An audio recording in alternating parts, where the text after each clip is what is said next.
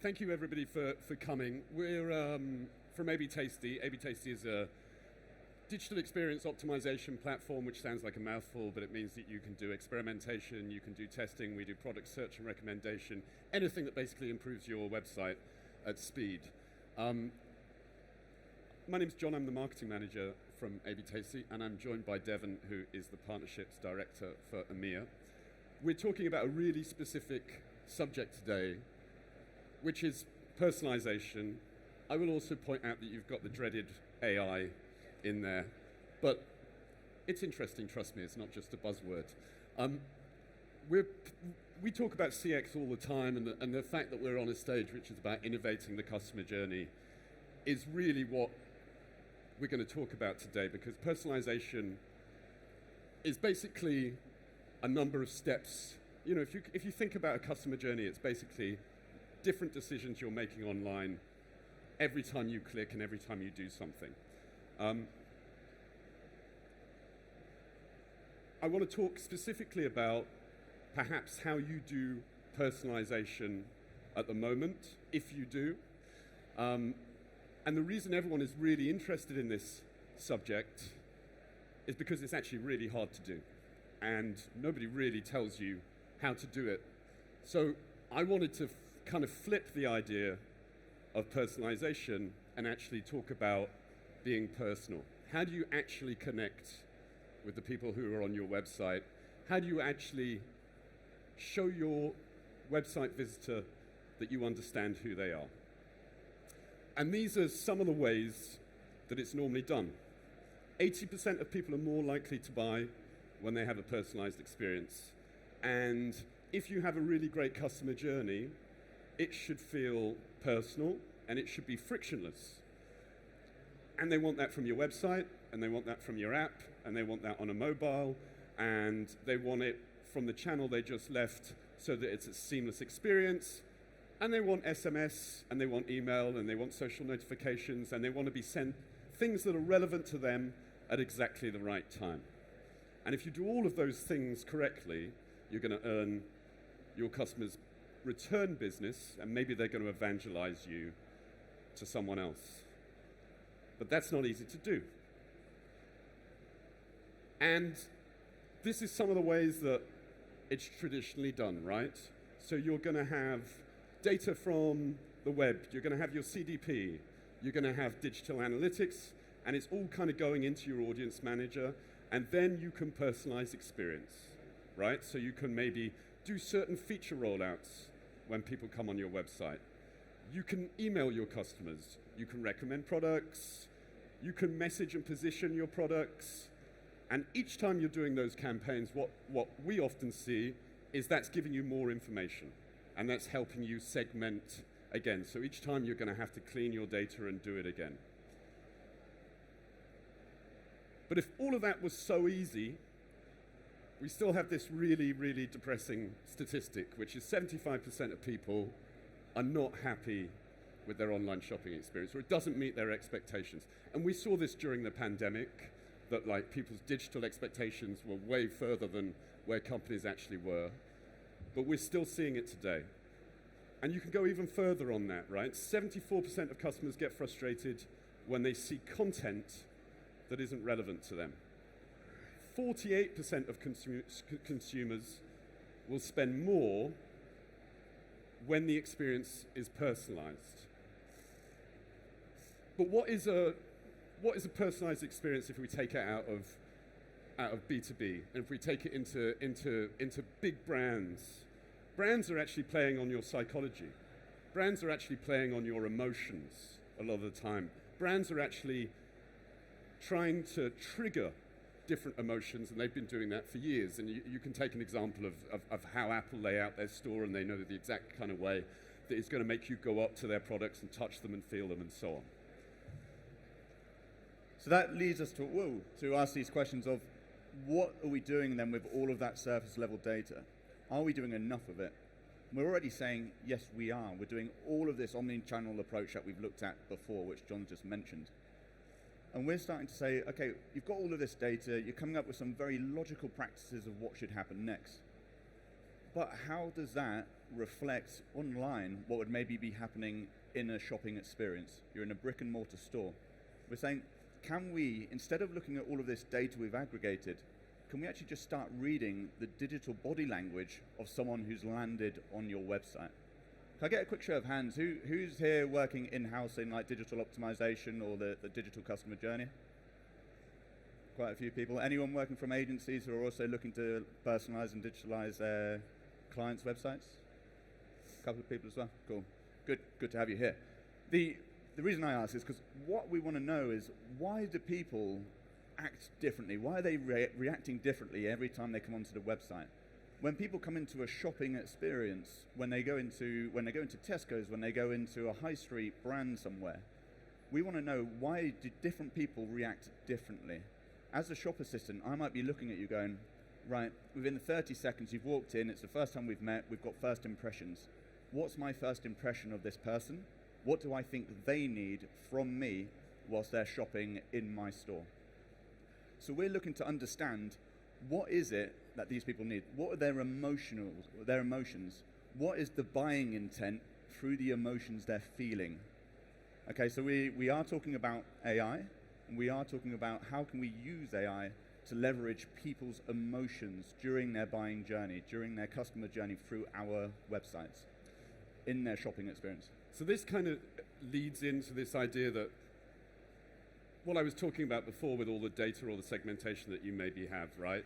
Which is, I know this person bought a green dress. I know this person bought a design coffee table, right?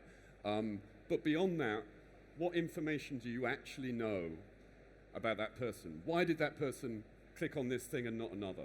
Why do some people want to buy the clothing on a model, and why do some people actually prefer it when it's just the product alone? The examples John's used there, these are ones where we, as the digital people going, right, we need to capture all this data, we're mapping that digital journey for our users. We're saying they're going to come to the landing page, they're going to click on this button, then they're going to go here, they'll look at a PLP, they'll go over to a PDP, then they're going to go check out. These are all things that we know they're going to do. So it's the data we map, which means that all the other data that's going on is not being mapped, right? So we're missing a lot of digital body language in those moments. So what we're trying to understand is, what does that body language teach us? What can we do? So what we're looking to do here is say, look, are they a logical buyer? Are they an emotional buyer? What feelings do they need to feel whilst they're shopping with us? Okay? When they walk into your shop, they've got emotions. You've got that first impression, that body language. We can read it as humans. We understand it, what's going on. Okay? How do we mimic that online? Do we know that people need to feel safety, to feel comfort, to feel understanding? What do these words mean? How do we get there? But also, how do we leverage those behavioral analytics in a way to actually take us into personalizing their shopping experience? So this is called Emotions AI, right? And it's basically, we can tell within 30 seconds by the way somebody is behaving on your site, by how fast they move, by where they move the mouse, by the way that they're scrolling, by their behavior, by their online body language. We can tell what kind of client that person would be. And we kind of split it into 10 different areas. But what it means is you basically can personalize at speed. So you're probably all thinking what I thought the first time we released that. I was like, yeah, okay, 30 seconds on the website and you're going to tell me I need comfort, I need safety, you know what I'm feeling? I didn't believe it. I didn't believe it a lot, and I asked a lot of questions that annoyed a lot of people in the company. It was really fun, and I'm really loved. Anyway, so I was talking to people, and I found out that we had a lot of consumer psychologists behind this who mapped a load and load, like literally hundreds of thousands of tests, hundreds of thousands of user journeys, lots and lots of surveys, and pulled together a list of things where they said, right, using this data, we can actually map what people need to very high statistical significance, right? So, to go a little bit deeper on what some of these mean, very high level, it's like, okay, quality, small and slow movements, high level definition of what we're actually looking at and everything we're trying to understand, but we're able to now bucket people into these emotional needs, okay? So, we're not going to go through all of them, take a picture if you really want. It's great, it's not going to give you enough detail of what's actually happening. But we do have some examples. So how do we then leverage all of those different words and those feelings? We're now saying, okay, rather than saying we're going to personalize a whole website for someone who needs to feel comfort, what we're saying is actually each page, each step of the journey can target 3 or 4 needs of the different people who are buying. Okay, and we're going to be showing you what are the opportunities on these different pages that you could be taking advantage of. You don't need loads of people who feel the sense of community or safety on every single page, but we can tell you who has the propensity to buy at those points in their journey. What do they need to feel on each page and as a segment of personalities moving through the website. We'll move into some examples just so you get some clear use cases and a feel for it. For everyone who works at an agency, this is a really nice use case for you to come out with more winning tests when you're experimenting. On the left, we've got competitors. They have this need for competition. They want to know they're getting the best, they're getting the absolute best they can get in the market. Okay? A very, very simple use case for these people is showing the reviews. Okay? Really basic. We've shown reviews all the time. Most people have put Trustpilot on the website, all of that good stuff. Okay? Best practice, we know we should be doing it. But that really works for your competitors. But the people who need an immediate thing, where they're like, give me the dress, I know what I want, stop showing me all of this other stuff, I need it clean and I need to get there quickly, I'm busy. Okay? They don't convert in the same way when you have the reviews there.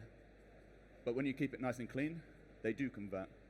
Okay, so we're just we're tailoring it to the needs of different people and different feelings. The need for safety as you're going through the checkout phase.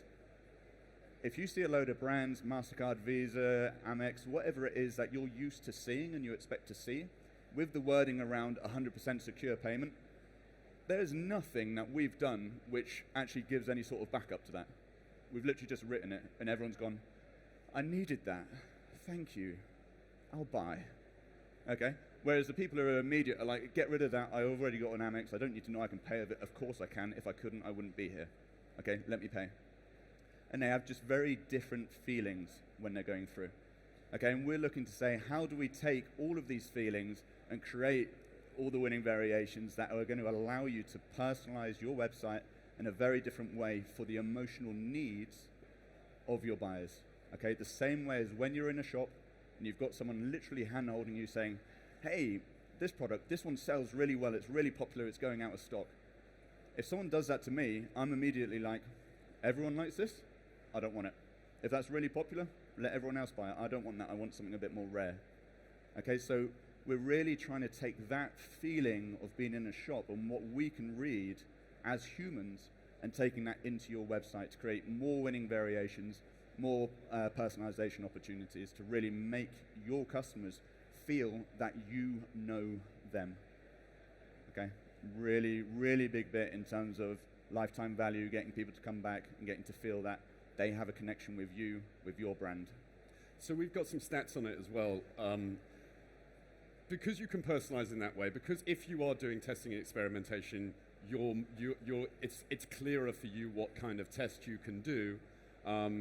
We've seen that basically the winning variations has had like a 60% increase. So when I'm talking about variations, these are different tests done for the different types of people that Emotions AI can recognize. This is a very significant stat at the bottom because this is overall revenue, right? And we've seen our clients who've used it see their overall revenue increase from 5 to 10%. So that is really significant and goes to show this idea, as I said, personalization isn't necessarily putting someone's first name in an email, but that helps. But personalization is actually connecting with someone. It's actually connecting with them on an emotional level.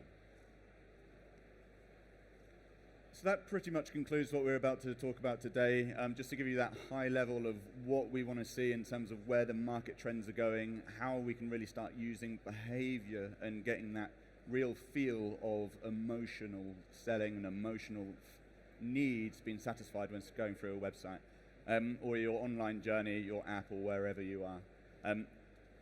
We are A/B Tasty. We are a full feature management set, feature management, A/B testing, product recommendations, everything that you need when your clients, when your customers are hitting the website. Everything we do is when they are in your brand, they're in your site, and you're connecting with them. we're there to really help you do that. So I'm Devon, that's a QR code. It'll put you on LinkedIn, and then you'll hear me talking about very similar things. John, you'll find him on LinkedIn, but he didn't want to put his QR code on. I don't like getting too many apps on my phone. But you can find us at stand H26, which is just over there. Just behind Centra. Yeah, exactly. So if you want to come and talk to us about anything that we brought up, you're more than welcome to do so. And thank you very much.